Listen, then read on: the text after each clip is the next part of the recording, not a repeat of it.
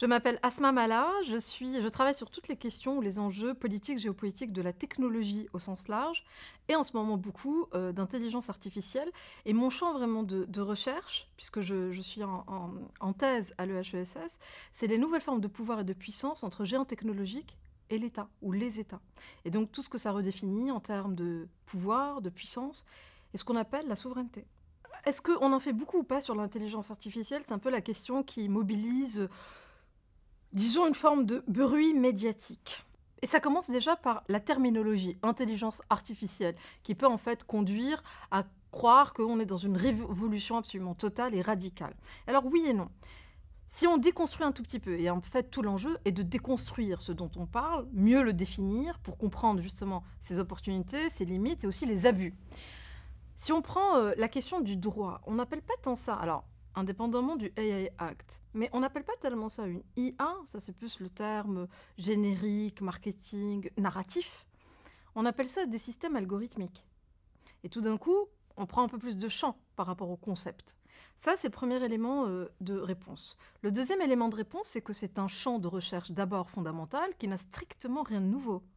1943, apparaissent les premiers articles, McCulloch and Pitts, sur les modélisations de nos réseaux neuronaux biologiques par des équations mathématiques ou par les mathématiques. 7 ans plus tard, Alan Turing, 1950, sa grande question existentielle. Une machine peut-elle reproduire ou mimer finalement l'intelligence humaine et qui va le mobiliser toute sa vie. La DARPA va s'y intéresser très vite pour les usages militaires. Puis en fait, elle va s'en désintéresser quand les résultats ne seront pas directement probants. Puis on y reviendra dans les années 80. Et puis 1997, Kasparov, qui perd contre une IA. Et là commencent les premières vagues finalement d'hystérie, on va dire ça comme ça, autour de ces questions qui sont faussement nouvelles et faussement naïves de l'IA va-t-elle détruire l'humanité, révolutionner l'humanité, se retourner contre l'homme, la fin de l'homme, du travail, etc. En fait, on se rend bien compte de 1997, on a eu ces premières grandes questions à aujourd'hui, que de fin d'humanité, point, que de fin du travail, point, et qu'en fait, c'est autre chose qui est en train de se jouer. Si on prend un peu de recul et si on regarde un tout petit peu dans le rétroviseur, et il faut avoir un peu de mémoire quand on veut prédire l'avenir, un tout petit peu quand même. Donc, en termes, si vous voulez, d'impact concret, oui, il y en a beaucoup. Est-ce que l'intelligence artificielle as a concept, c'est-à-dire comme concept, vous avez en fait tout un tas d'IA avec tout un tas d'usages régaliens, sécuritaires, militaires, industriels. On n'entre pas dans les détails. Mais l'IA comme concept, est-ce qu'elle va potentiellement être ce socle à partir duquel nous allons développer d'autres usages, des améliorations dans la question, par exemple, de l'industrie, la question de productivité, d'évolution des métiers, d'autres façons d'apprendre, de créer de la connaissance, de créer tout court? Je crois que oui. Est-ce pour autant une raison de se dire que c'est la fin de tout? Non plus. En fait, c'est une technologie qui peut être et qui est systémique, et qu'il va falloir absolument accompagner de politiques publiques. Et c'est parce qu'on est assez muet sur la question des politiques publiques que le discours s'est recentré sur des approches, disons, apocalyptiques, catastrophistes. Et le catastrophisme, c'est une version laïque de l'apocalypse au sens biblique du terme. Et en fait, de tout temps, nous autres, les hommes, on a toujours joué et aimé jouer à se faire peur. Le golem, etc. Frankenstein, qui était une autre forme d'allégorie d'une création qui tout d'un coup échappait à son créateur. Et c'est bien ce recul-là qu'il faut qu'on ait, une hygiène mentale, une hygiène de mémoire, d'histoire, pour prendre du recul avec un phénomène qui est certes nouveau, mais fondamentalement pas si nouveau que ça dans notre approche de la technique en général, de la technologie en l'occurrence. C'est-à-dire le discours qu'on appose autour de la technique et qui est forcément, fondamentalement, idéologique. La question de quel est l'intérêt d'avoir des outils de régulation, voire, comme en Europe, de réglementation, ce qui n'est pas exactement la même chose, quand on parle d'intelligence artificielle en l'occurrence. Oui et non, comme toujours. Oui, parce que, quand on prend par exemple la charte de l'UNESCO, parce que ça permet de donner une direction. Ça permet aussi de générer des discussions de l'ordre du consensus ou pas, mais de mettre des sujets systémiques, c'est-à-dire forcément multilatéraux, forcément globaux, autour de la table, ou en tout cas d'essayer de le faire. Donc de ce point de vue, garder le lien, garder le contact, garder des courroies de discussion et de négociation, c'est fondamental. Sur deux questions au XXIe siècle, le climat et la technologie, ça va être nos deux grands enjeux globaux et on ne pourra pas être tout seul dans son coin, dans ses petites frontières, à gérer quelque chose qui est à ce point systémique. Donc, sur la question de la diplomatie technologique, c'est fondamental de garder ça. Sur la question de qu'est-ce qu'on fait de l'IA, quel est le projet politique derrière l'IA? C'est une question qu'on ne se pose pratiquement jamais. On est entré dans cette espèce d'abus et de travers civilisationnel, pour le coup, de l'innovation pour l'innovation. Non, c'est l'innovation pour quoi faire. Georges Bernanos disait « la liberté pour quoi faire ». Pourquoi faire? En 3 mots. Qu'est-ce qu'on veut faire avec ces outils-là? Du progrès? Et si oui, lequel? Scientifique? De la connaissance? De justice sociale? Ou est-ce que c'est simplement quelques acteurs de la Silicon Valley qui se tirent la bourre autour d'idéologies, disons, sectaires et un peu messianiques? Donc, avoir un contre-pouvoir multilatéral qui dit et qui serait capable de dire on met une limite, parce qu'on peut aussi mettre des limites, on en a mis sur d'autres sujets, les mines antipersonnelles, les armes bactériologiques, etc. Donc à un moment donné, on sait dire stop à une technologie qui est duale, c'est-à-dire qu'elle est à la fois civile et militaire, elle peut être un outil très ludique et une arme de guerre, vraiment, fondamentalement, et puis elle est duale aussi parce que elle peut être absolument totale, ou à un moment donné, on peut aussi se dire step back, où on met un cadre. On met un cadre d'usage. Et on met un cadre pour se dire quel est notre projet collectif. Et la difficulté qu'on va avoir dans les années à venir, je crois, c'est la fragmentation du monde idéologique. C'est-à-dire que, est-ce que, on le voit aussi sur la question climatique, et c'est absolument symétrique, est-ce qu'il y aura un consensus sur ces questions-là ou pas? Donc à l'intérêt de la norme, oui, s'il s'agit de dire, voilà notre projet, voilà les valeurs, qui font encore consensus chez nous et qu'on a encore envie de défendre, de ce point de vue-là, c'est-à-dire le signal politique, pour ne pas dire civilisationnel vraiment, c'est important.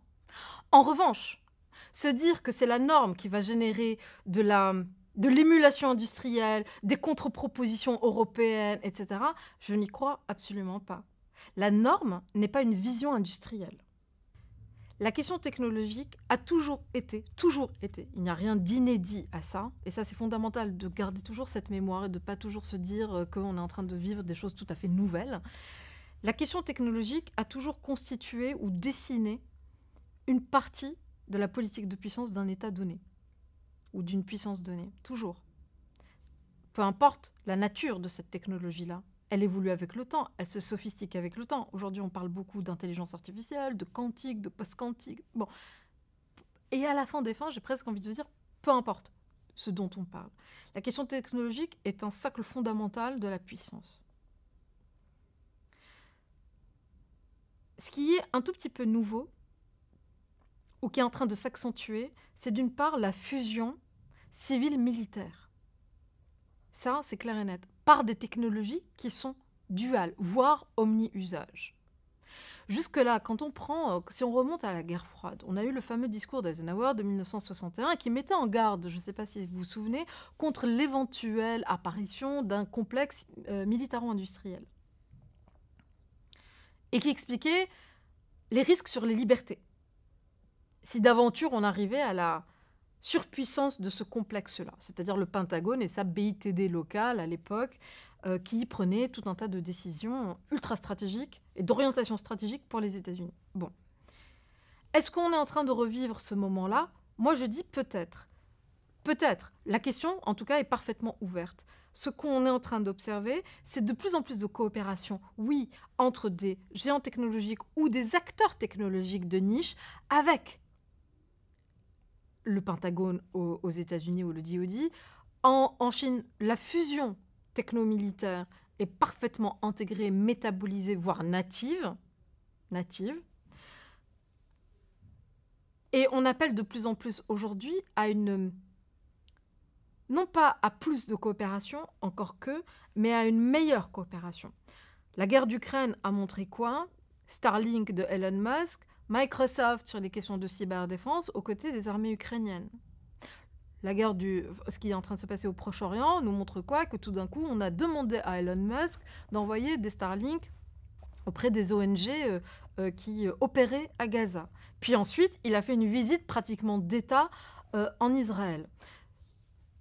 Ce que j'essaye de dire, c'est que nos acteurs technologiques, les big tech ou les tech giants américains sont devenus non pas simplement des entreprises privées, mais sont des entités totalement hybrides, qui sont aussi des acteurs politiques, des acteurs idéologiques, car ils ont des agendas propres et des visions du monde propres, des acteurs militaires. Et que de ce point de vue-là, apparaît par exemple aux États-Unis la réflexion de se dire, est-ce que le Pentagone ne devrait pas créer une task force dédiée, comme on a dans l'espace, sur les questions de l'espace, avec les acteurs privés pour coordonner, capter les signaux faibles et avoir une vision beaucoup plus, disons, fluide d'action extérieure de ces entités bizarres, hybrides, privées. Réflexion. En Chine, c'est plus fluide. En France, on essaye d'impulser ça. C'est la DGA, par exemple, qui essaye justement d'avoir une fluidification entre les armées et le secteur privé, avec non pas simplement la BITD, c'est-à-dire tous les acteurs industriels, militaires traditionnels, mais aussi avec l'écosystème de start-up, avec peut-être un tout petit peu moins de fluidification, mais parce qu'on a aussi tout un tas de freins culturels, organisationnels, bureaucratiques. C'est pas aussi simple. Ce n'est pas de l'ordre du réflexe natif, en France, par exemple. Donc il y a évidemment la question culturelle et politique qui se joue. Mais c'est fondamental, en tout cas, de se poser la question de la gouvernance des géants technologiques dans ce nouvel ordre mondial, ou désordre mondial pour l'instant. Et Yann Bremer le disait très bien, et donc je reprends sa formule, ou en tout cas sa question à mon compte. Les États, quand ils ont le monopole légitime de la défense, le monopole légitime de la violence, pardon, le lapsus.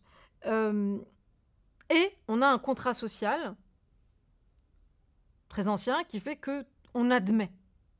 On admet que l'État va donc avoir telle ou telle action, en outre nom propre.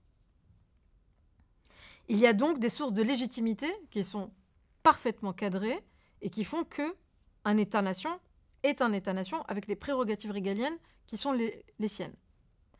Le problème, c'est que ces prérogatives régaliennes sont en train de se diluer avec des acteurs privés, qui sont parfois extracommunautaires, et surtout, qui n'ont pas de source de légitimité, hormis les quelques CGU, les conditions générales d'utilisation que vous acceptez bien de cocher pour avoir accès à tel ou tel service. On revient à la question de la dualité de ces technologies-là.